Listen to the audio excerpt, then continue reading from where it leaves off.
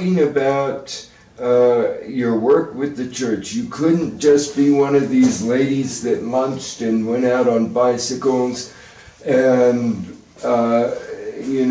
went to museums and did the shopping. You had to be a little more involved in life than that. So you got involved in the church, you said.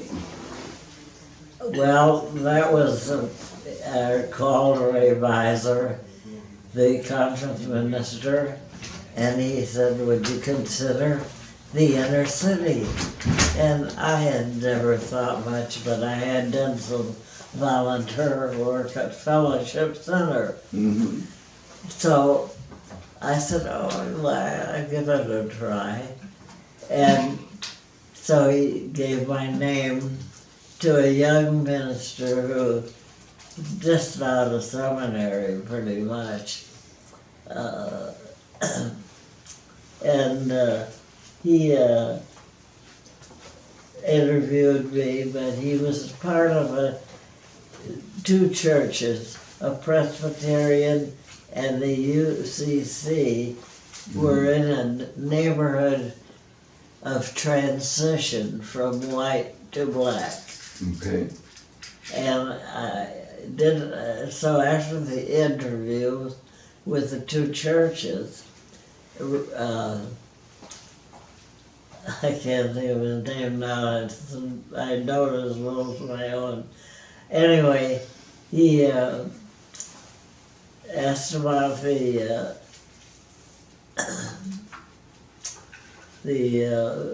possibility of the inner city. And I said, after the meeting, with the interviews with the two churches and with Al Fluent, that's his name. Mm-hmm. And Al said, I said to Al, when we left the meeting, he said, would you take the job? Because Al said he would do this double ministry if they hired someone to do community work. Okay. So they hired me. Nice. I said to Al, I'd take it, but I don't know what the heck I would be doing. He said, don't worry about it. And so it was 10 or 12 years about that I was involved with this group. And I developed programs for the Trick of the Youth. And that neighborhood at the time I started was basically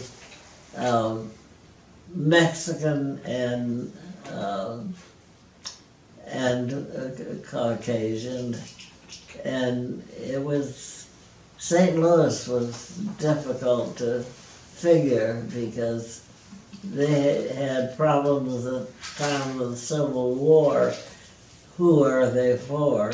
And they were in the same kind of struggle in the community. So I ended up working with these different family groups. Mm-hmm. And as it developed, I had many calls. People came to me so I was doing not only work with children, but work with the senior citizens who couldn't leave the area. Yeah. Didn't want to or couldn't, whichever it was. Yeah. And so then one time, after I'd been through with that program and all that I did, I came back for a little. There's a lot more to that story about who helped me. Mm-hmm. Two of the neighborhood women helped me. One night, I was closing the church after getting registering children for our summer program. Mm-hmm. And this woman was running down the sidewalk, coming, "Where's this Ruth? I want to see this Ruth." And I thought I had done something crazy. But when I said, "I'm Ruth, how can I help you?" And she said, "I just had to see this white woman messing with all these black kids."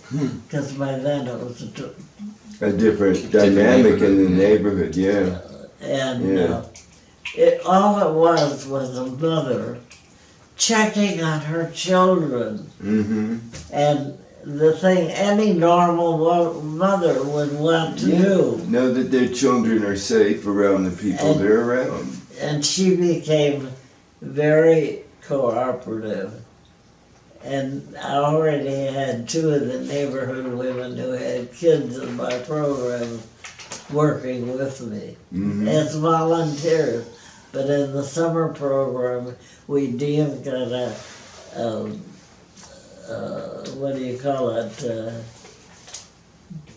amount of money. Oh, stipend type thing? Stipend. I could pay them a little, which to them meant a lot. Yes. I would imagine so, because they certainly probably didn't have a lot to begin with. Yeah. And so... But years later, when I was brought back for kind of a little reunion by this college graduate who was working with me and living in the neighborhood, but she had come out of college with the idea, if you change a neighborhood, you have to be part of it. And so she had been very much a part of it with me. And one time I said to her, I think I should quit this and go to school and get some more, my hand on more of this academically. And she said, "Ruth, you would have to teach the professor. You're teaching me more than they did." And that's a very nice then compliment. when I came back years later with a little reunion, she had prepared for me. One of the kids, who was now grown up, came up to me, and he was well over what he was when he started. But when he came up at the meeting, this is one kid that came to me at this reunion kind of thing.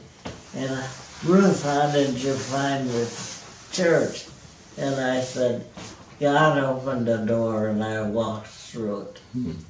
And that was the only way I could explain it. I didn't sit back and think I needed it.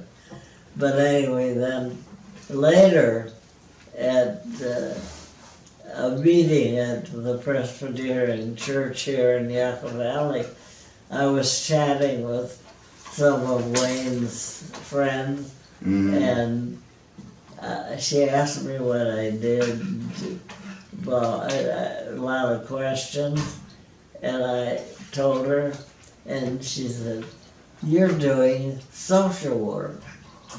I said, "But I'm not trained for that."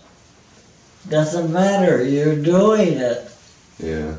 And so that was kind of a lift in my mind. Well, and anyway. Well, let's stop right here.